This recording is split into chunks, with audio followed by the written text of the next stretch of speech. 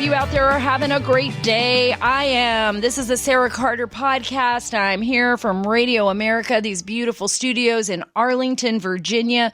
Remember, you can read all our stories at saracarter.com. That's saracarter.com. Follow me on Twitter, please, at Sara Carter DC. We'll keep you updated on the latest. If I'm not shadow banned and you can't see me, just keep trying. You know what they do to conservatives. And you can find me on YouTube at Sara Carter on YouTube, and Parler, where we're never shadow banned, at Sara Carter Official. That's at Sara Carter Official. Remember to subscribe to the podcast and give us your 5-star rating for the show. Just do it. Get out there and then write a review, because I would love to hear what you have to say. We do go through those. We do take your word to heart, and we want to do what's best. We want to bring you the stories that interest you the most. And we're coming very close to one of the most important elections in our lifetime. I believe one of the most important elections in modern American history. The most. And now Joe Biden, he is up against a behemoth. He is like, I'm out there. I want to get President Trump. I'm going to keep my word. And he did this all on the Cardi B show. Listen to this. Thank you for your willingness to help. I promise I'll make mistakes as president, but I'll admit to the mistakes I make, and you're never going to have to wonder whether I'll keep my word. Thank you. I would like to see. Just check me out. I've never broken my word. Anything I've said I was going to do. Never in my life. Oh, yeah. Well, he definitely never broke his word to China, right? All the billions that they put in his pocket, his son's pocket. Never broke his word to Ukraine, and probably never broke his word to the Russians. Remember that? Remember that little Russian thing, that little Russia hoax thing that happened too, and all the people that supported, Hillary Clinton and the DNC, because Joe Biden was vice president under President Obama, and he was involved in a lot of those White House meetings. So he really has never broken his word to them, but he has broken his word to you. And this is what's really important here. And, Jenny Terra, she pulled it up. RNC actually has this website right now. It's called therealjoe.com. Okay, granted, it is a Republican website. I know. But these things that are listed cannot be disputed. We checked it just before the show. Let me read some of the interesting tidbits here that we have. And then I'm going to talk about how, he's basically not a centrist. So just so all of you out there get this, and for all the women that are out there and you care about your school, you care about law and order, remember, Joe Biden pretended to be one thing, but he has flipped. He is bringing the radical left on board. That's Bernie Sanders, that's Alexandria Ocasio-Cortez, Ilhan Omar, all of these radicals that he feels he needs to win this election in November. That's what he's doing. He won't be able to put them back. He won't be able to stop them from growing, and they'll probably just swallow him up whole if he ever became president, which I don't think he will. But if he does, that's what'll happen to him. So let me read to you. This is from therealjoe.com. The Biden family has been trading their family name for decades for money, cashing in on the implication and sometimes the explicit argument that giving money to a member of Joe Biden's family wins favor of Joe Biden. Doesn't that sound a lot like the Clintons? I think there's like a book out there that they've utilized, like how to benefit yourself, become your own American oligarch, and utilize your name to get financial help from foreign nations that are enemy states, but making promises to them that you're going to cut some kind of deal. I think that's what's going on here. And, they always try to push that. They try to flip that. They try to say that's a Republican thing. No, people, look at the evidence. Look at the facts. Well, I covered the Ukraine story. I talked to the whistleblowers. I know what was going on there. I know how this is why it's such a big deal. Look at what was going on with China, Peter Schweizer's book. It's very real. These people are big players, and that's what they do. They feed off each other. They want to keep the establishment. That's why they're going crazy right now in Washington, D.C. swamp. They don't care. That's why you see Republicans with the Lincoln Project like losing their minds and wanting Joe Biden to be president, because they want this establishment back. They want to keep their families protected and guarded from you, from you, the American people, because you're the deplorables. You just have to vote for them. Keep their kids going to private schools, keep them, lobbying for all their friends and pushing all their money and retaining power on planet Earth. That's what they want. They don't care that Joe Biden, like I've said before, is going to be sitting in a corner with a bib around his neck, drooling all over himself, as long as they got Kamala Harris to kind of run the ship. And they think they're going to be able to control her too. They're not. They're not. This is very much turned into the Democratic Marxist Party. That's what I'm going to call it from now on. The Democratic Marxist Party, the DMP. The DMP. This is now the DMP, right? Here at the Sara Carter podcast, we are calling it the DMP. Let's go to the next one. Biden is refusing to allow the University of Delaware to release his Senate records because he does not want them to be fodder in the campaign. Oh, really now? You don't need to release your records because you don't want them to be fodder. Okay, if he doesn't have to release them, he doesn't have to release them. I think there's some pretty interesting information that would be discovered in those records. But, everybody has the right to privacy. I just wanted to put it out there that he does not want to release those records. So when leftists get mad that President Trump doesn't want to release certain records, you could just point out, well, Biden doesn't want to release records either. So he doesn't want all of his dirty secrets out there, okay? And I'm sure every family has some kind of dirty secret that they don't want out. Biden has connections to the top UD board members, and the chairman of the board even bought Biden's house in 1996 for $1.2 million, reportedly a top dollar price given its position. University of Delaware president buys Biden's house for $1.2 million. Wow, must be some house in Delaware. Just throwing it out there. I'm just throwing some of these things out there. Let's go through this because it's kind of got a nice little file. It's like a filing cabinet, and you can hit it. Let's look at Biden and China. Let's look at Biden and China. Biden supported China's membership in the World Trade Organization and granting China most favored nation trade status, which basically killed 3.7 million American jobs. This is not a man that is going to do the best for America, folks. This is a guy that right now I actually feel really, really bad for the former vice president because I do feel that something is going on there that we are not aware of. Sometimes he seems very lucid. I'm going to be very honest. I'm not going to sit here and be a propagandist. I mean, sometimes I listen to him and I'm like, oh, okay. And then he's riding a bicycle and I'm like, okay. And then other times he just goes 3 minutes into a conversation or 3 minutes into questioning and everything starts to unravel. It's like, blah, blah, blah, blah, like his brain is like yarn and it's unraveling all over the place. I wish I could just draw a picture of what I'm seeing in my head and what's going on there. And I'm very worried that we as Americans aren't taking this seriously enough. This isn't about Joe Biden. This is about an American election, and it's not about President Trump either. It's about selecting the right person for the job that represents the values of the United States of America. And it's also being able to do that in such a way that we know this election is going to be valid. And I'm going to jump right now, just jump a little bit from Joe Biden to this election and the November elections and mail-in voting and absentee voting, right? The big concern here is if it's mail-in voting, well, there could be an enormous amount of fraud. And President Trump has said this over and over again. And by the way, I've said this before. Gerald Nadler said this in New York City during a long time ago during a meeting where he talked about all of the problems with mail-in voting. Look at what's happened now in New York with the Democratic primary, right? With Joe Biden. It was like 26% of the mail-in votes. People were disenfranchised. They were just basically thrown out. There were all kinds of problems with that. There were over 400,000 mail-in votes. Like they were just mailed out and then they mailed them in and there was problems with the delivery. There was problems on the pamphlets themselves that they weren't legible or they got thrown away or whatever. 26% is a lot of people. I mean, for crying out loud, can you imagine a presidential election where there's 26% of mail-in votes or have to be thrown out or there's something wrong with them or they have to send them to be counted? I mean, we could be looking at months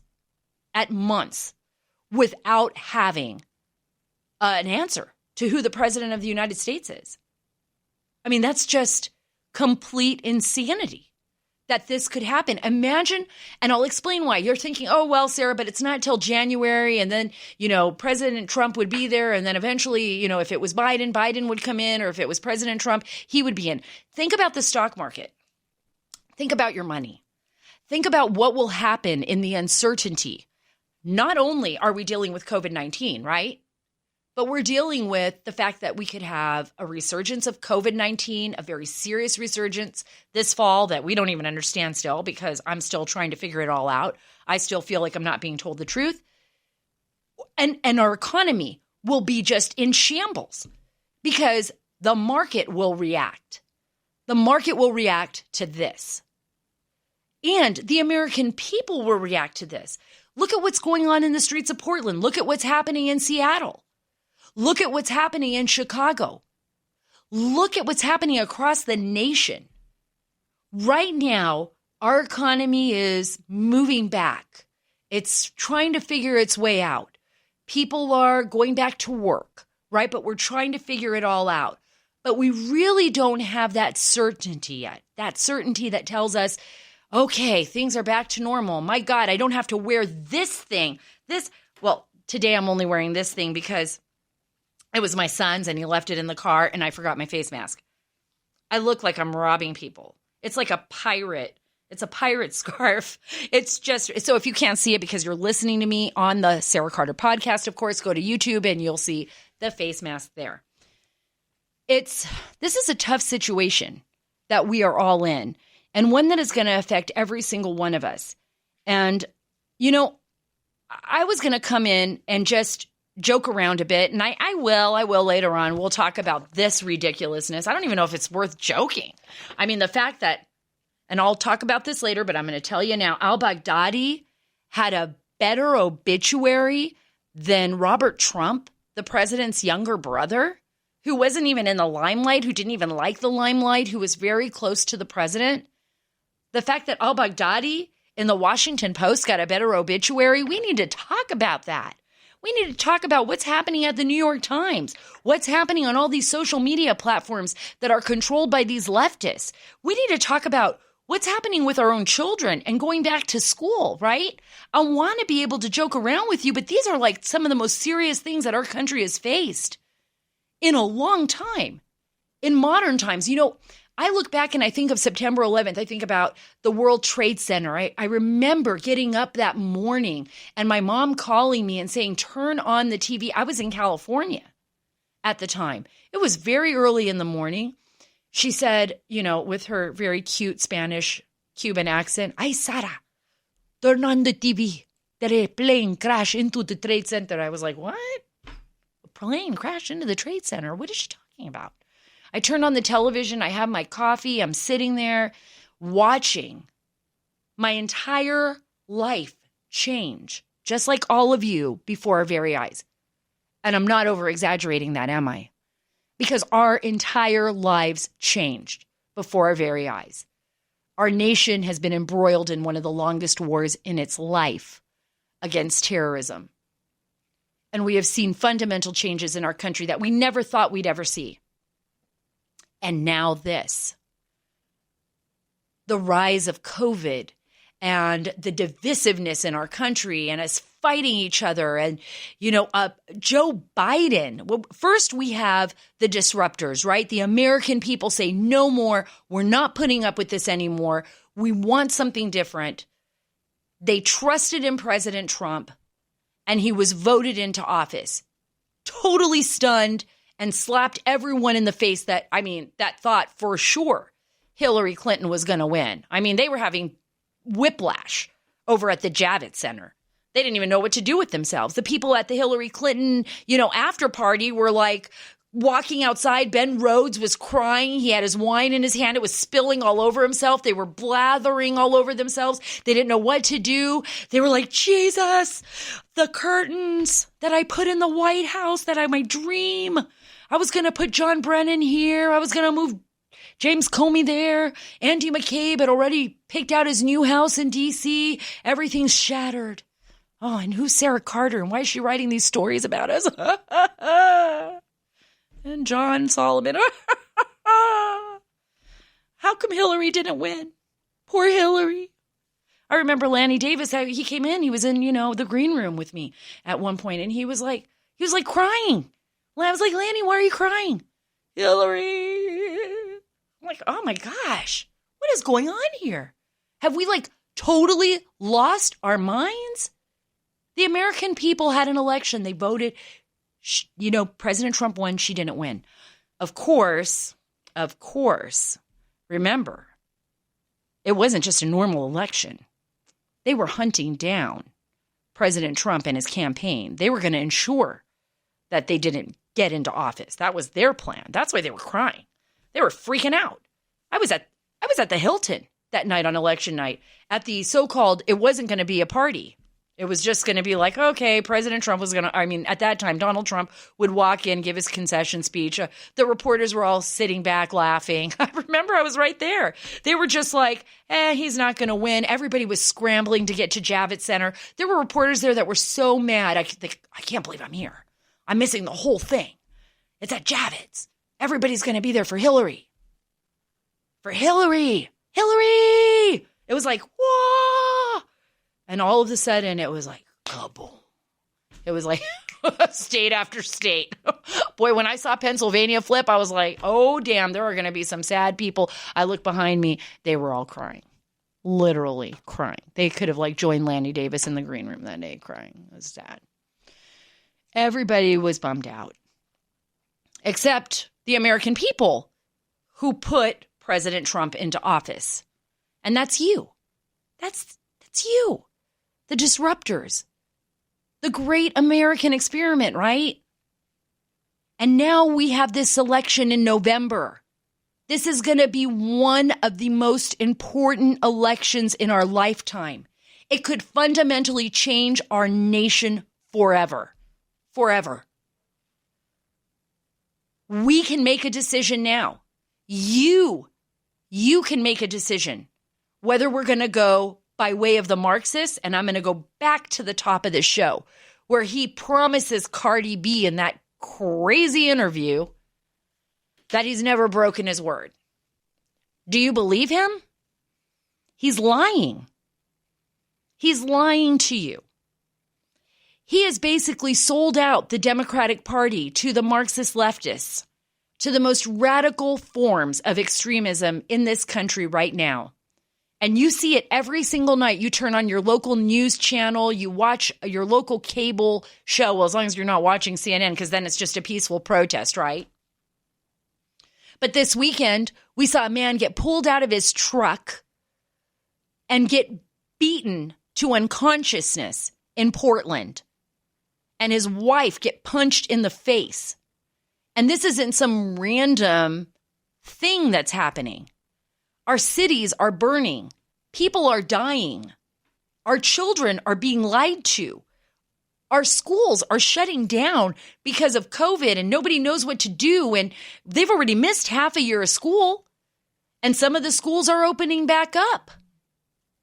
But they don't even know how to manage it. They're like, okay, we're open 1 week. We're closed for 2 weeks. We'll try this. We'll do that. They're all playing games with our kids. All political, by the way. I believe that. Look, I believe there's a real illness out there. There's a real virus. There have always been real viruses out there that do damage to human beings because we're organic. We're not, robots. We're not some sci-fi creature. Although right now I'm really excited because I'm going to just throw this in, but we have a very special guest coming in the next few weeks. You guys are going to be so excited about this. He headed the Pentagon's former program for UFOs, and he's going to be talking to us exclusively about that. That's just a little tease. But we aren't. We aren't aliens. I hope not. We are, though, Americans with choices. We are Americans that have basically and should be proud to stand firm on our principles and our Constitution and our Bill of Rights. And now that is being greatly threatened. And not only is that being threatened, but I believe that the future of this nation, the way it is now, is also being threatened. So when Joe Biden tells you he's a man of his word, Joe Biden's lying to you, because Joe Biden is not going to be the real president. Think about it. Joe Biden is the Trojan horse, like everyone is saying, and he is riding into the White House, and out of him, like I've said before, what's going to drop? Who's going to jump out of the Trojan horse? Oh, there goes Ilhan Omar. She's carrying a big sword. Oh, wait, here comes Rashida Tlaib. She's jumping out. Alexandria Ocasio-Cortez, the leader, and General Bernie Sanders is jumping out. Oh, my goodness, there goes Gerald Nadler. Well, no, Gerald Nadler is being lowered down out of the Trojan horse. He's not jumping. He's not jumping. But he's being lowered. He's being lowered down and then softly set on the ground, and he's going to get there eventually to the armed forces inside the White House as they restructure and change our country and create some kind of crazy Green New Deal and mess it all up, and our economy is going to be upside down, and miraculously somewhere along the line, maybe the virus is going to disappear. I hear people saying that all the time. I don't know why. I mean, I'm guessing people are just so frustrated. They think every day, well, like, oh, if Joe Biden gets elected, the virus will disappear. I'm like, no, there's really a virus. We really should be careful. But it should, we should, with reason, with our common sense, right? It should be the people that are older, the people that are more susceptible, the people that have illnesses. That's what we really should be concerned about. So I'm going back to, and I know you're hearing this ding, ding, ding. I just get all kinds of emails during the podcast. It's my fault. Turning that off just so you can hear this. But I want to go back to Joe Biden, and I want to talk a little bit about the election and mail-in voting and absentee voting. If you're an absentee voter, you actually apply, right, for your absentee ballot. So they know that you're alive. They know that you want to vote. They're going to send you the absentee ballot, and you're going to be able to mark that box and then send it in, and it'll be, okay, this is a verified absentee vote. But if you're thinking about mailing out big stacks of voting ballots to address lists on listservs, you could be sending my ballot, for example, to my old house. Right? Not to the house that I just bought. What about, your uncle or aunt who may have passed away? They may still be on that listserv, and it goes to a house or a grandparent. Or what if you end up with somebody else's ballot and you send that in? What about all those issues? Going back to COVID, even Dr. Fauci himself has said, it's okay. As long as people follow the precautions taken to mitigate the spread of the virus, which means you wait in line. You have to wait in line anyways. Every election day I go and I have to wait in line, and then they let me in and I put in my vote, and it's fine. It's part of being an American. It's taking a little bit of time to vote for the person that you're supporting. Dr. Fauci even says it's okay. But the Democrats, they don't want you to do that. They do not want you to go and do that vote because they know that they can tie up this election across the country with sheer and utter chaos with mail-in ballots. They know it. That's why they're fighting so hard for it. They never cared about this before. In fact, some of them didn't even want it before. But this isn't only disenfranchising Trump voters. This could also disenfranchise Biden voters. But why don't they ever talk about that? Why isn't that their concern, right? Why aren't they saying, well, we don't want this problem for anybody who goes to vote. And especially, Democrats. We don't want this problem for Joe Biden because I think they have a funny feeling based on what we've seen in the past that it's going to go in their direction, that it's going to go their way. And we have to be very concerned about that. And that is the reason why you see the White House fighting this tooth and nail in states like Nevada, that want to do this. There is nothing about this that is okay, folks. It is the reason why when we send observers overseas to like Afghanistan to oversee the votes because of voter fraud, it is so easy. It is so easy. And I know I've talked about this on numerous other podcasts, but it happens and people get prosecuted. In fact, Heritage Foundation on their website has a list, and you could just go to theheritagefoundation.org and you can see the list of voter fraud, criminal indictments against people who have committed voter fraud. And right now, I think it's over 1,200 indictments. And I talked about earlier on the show, the over 26% in New York City, who have basically, been disenfranchised now this is of the 400,000 plus mail-in ballots, not of the overall count, just the count of the 400,000 plus mail-in ballots that were submitted in New York. That's a heck of a lot of ballots. Holy cow. That's over 80,000. Over 80,000 ballots. Oh yeah, just throw them away. Yeah, it doesn't matter. Yeah, your vote really didn't count. Oh, it was going to go Democrat anyways. Right? Right? Every vote should count. Every vote should count. And I'm a big firm believer, by the way, that people should have some form of ID when they vote. I don't think you should just be able to walk in willy-nilly. Oh, yeah, I'm going to vote. Thanks. Oh, who are you? None of your business. I'm just going to go vote. It'll be fine. Count it. Oh, I never had time to go get a driver's license. Oh, I've never had a state ID. Oh, where do you exist nowadays when you don't have any form of ID? You must be like some sort of secret spy. Are you a CIA agent? What kind of person are you where everywhere I have to go, I have to show like 3 forms of ID? I'm like going to the grocery store. It's like, could I please see your driver's license? Do you have a passport? No, not that far, but it does happen, where I'm having to show multiple IDs. And and I'm not being totally silly here, but even when you get one of those little grocery store cards, and you're trying, and you have to have a check clear card or whatever, you have to show your ID. So why not when you're voting? The most important thing that you can do as a citizen in the United States of America is get your butt off the couch, get your butt out of the kitchen, whatever it is. My husband's blind, and I take him to vote. He votes every year and he's blind. And they make it so that he can do it in a booth, privately. So if my blind husband, who is, I'm not talking a little bit, totally blind, can get down there and vote, if the people that I've seen on wheelchairs can get down there and vote, then by God, we can put on our face masks and we can go out there and vote. Because that's our duty. Unless we come up with something totally new and secure and, oh my gosh, it's going to be amazing, right? That's our duty as Americans. It's a simple thing. I mean, we're not forced to do it, but it's the right thing to do.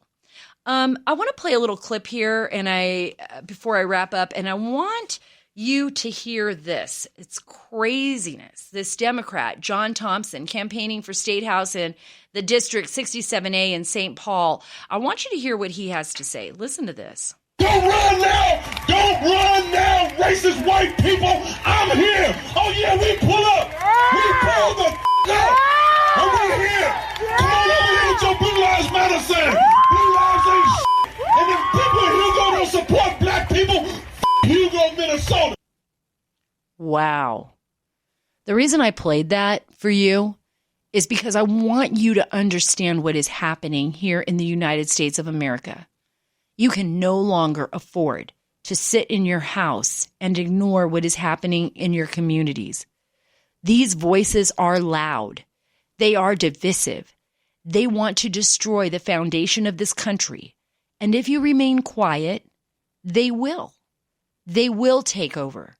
And I'm talking about groups that are backed by Marxists, groups that are socialist at the fundamental core of what they are, and groups that want to fundamentally change our nation. That means they want to stamp on that freedom. I don't even think the majority of our young people truly understand what is going on here.